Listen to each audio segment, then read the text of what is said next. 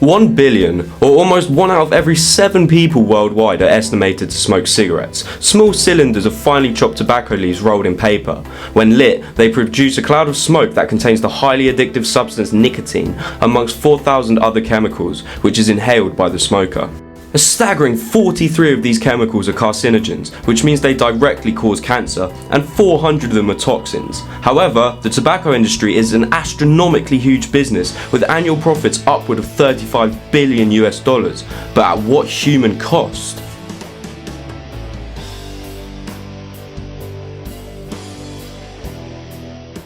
In recent years, the attitude to smoking has changed dramatically. What was once seen as a stylish and healthy pastime is now seen for what it really is: expensive and detrimental to your health, leading to a slow inflicted death and painful diseases. The social awareness of the dangers of smoking is at an all-time high, with more and more people choosing to quit.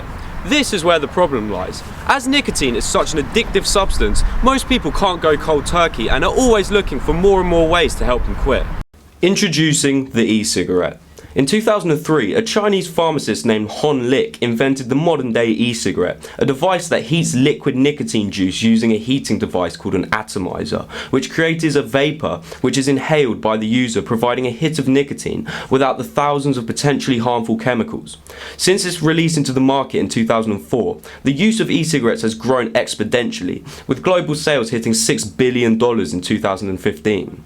However, the seemingly miraculous step on the way to eradicate smoking is still viewed with a widely skeptical angle by a lot of people. Many reports and publications in newspapers and other forms of media criticise e-cigarettes, arguing that because they have been around for only a short amount of time, there could be unknown dangers surrounding them. Additionally, reports of e-cigarettes exploding in people's pockets and even mouths have put a lot of people off them. I decided to ask one of these people what they had to say. So I'm joined here tonight by Claire. Now, I sent out a questionnaire to various different people to get a bit of background research into my documentary and find out what people thought. And I believe, Claire, you was quite sceptical in your results. So could you please talk to me a little bit about what you think about e-cigarettes? Well, I am a bit sceptical. I wonder whether we're being given the right sort of information. Right. And I'm just worried about the effects on people's health. On their health. Right, so do you think there's a bit of misinformation maybe, or what do you think? Well, I don't know whether it's misinformation or whether we're just not being told the whole story. I've read in the newspapers about incidences where the batteries on the e-cigarettes have exploded and caused fires and caused very serious injuries to people who have been using these things, and that worries me because there are members of my family who use them. Yeah. Well, would you not think that they might just be really small, one-off cases, or do you think this is something that happens quite a lot in the whole? I think it probably happens more than is reported in the newspapers. Yeah. Well, what would you think in comparison, because e-cigarettes are supposed to help you stop smoking, and if you look at the dangers of smoking and then the dangers you get from e-cigarettes, do you think it's a fair balance, or do you think it's worth it in the long run? I can see the attraction of them and the health benefits of people using them to help them stop smoking, but I'm not sure about the liquids that are used, the flavourings that are used, and the long-term health benefits of those when people use them year after year, what that could cause to their bodies. So you think there should be a bit more research done into that whole kind of side of it, really? Yes, I think so.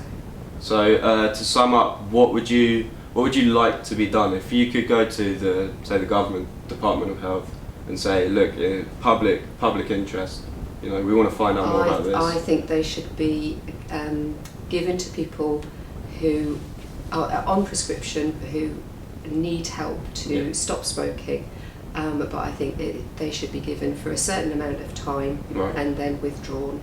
Okay, very interesting.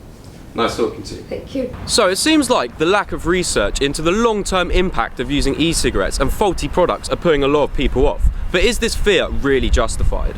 After some research, I found that an extensive 113-page long study into the roles, impacts and benefits of e-cigarettes was conducted by the Public Health of England, an executive agency of the Department of Health in the British government. This analytical research document was conducted recently in 2015 and came to the staggering conclusion that e-cigarettes are 95% safer to your health than smoking traditional tobacco. This is public information for all to read, yet majority of people have no knowledge of this and instead have read the horror stories in the newspapers that puts e-cigarettes in a negative light. But why? This is because simply, good news doesn't sell. Psychologist Tom Stafford did an article with the BBC explaining that due to our human nature, we are drawn to depressing and negative stories without realising it, and the media loves this, using scaremongering to sell papers, no matter what the consequences, even if it's leaving people misguided or uninformed. But what about e-cigarettes exploding in people's pockets and mouths? Will this happen to all e-cigarettes at some point in their life? I'm about to meet and have a talk with one of the expert staff at vapingliquid.com, an e-cigarette and vaping shop in the city of Cambridge, to find out more.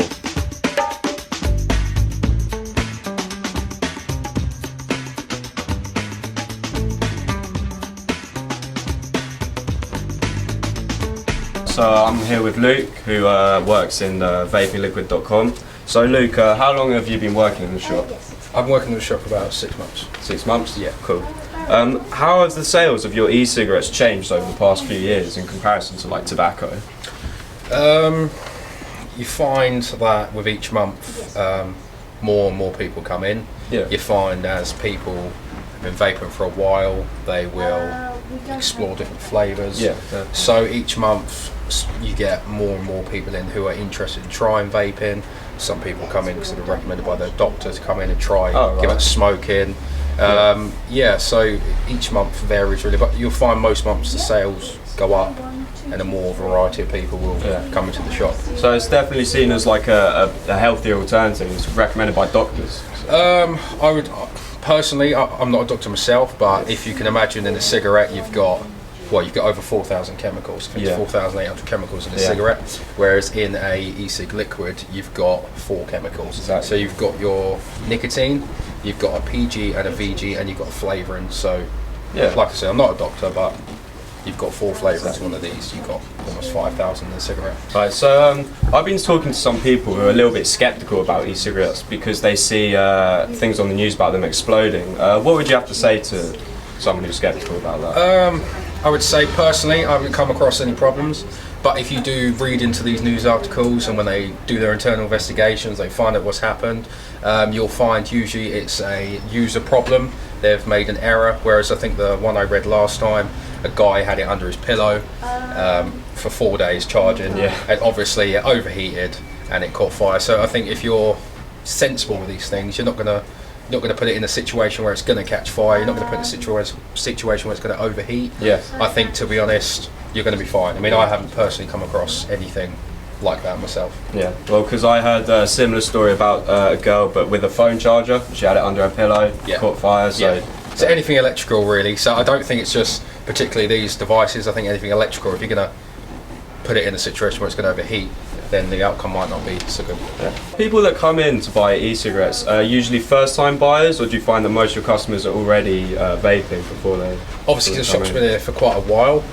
We do have regular customers, but then, like I said earlier, we do have newcomers in almost on a regular basis, almost every day, and it's a wide variety of people. So you have younger generation who like big machines that put out big smoke and they do it for flavour, and then you have the older generation who might have been smoking for years and they come in because they want to quit smoking after maybe 40-50 years of smoking.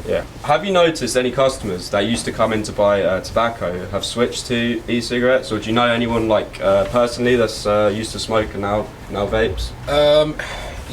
But our main variety of customers used to be smokers or part smokers. You'll find some people find it a bit more difficult than others. So some people will still be in a transition where they're part smoking, part vaping, and then you'll get people who come in and said, well, on a Sunday, I put my packet of cigarettes down. Monday, I've been vaping, and 6 months later, I haven't looked back. Alright, so do you find that people that buy vaping equipment, so they come in regularly for their liquids and stuff like that, do you find they purchase it more often than people that would come in for tobacco, or the same amount of time, or not as much? Or?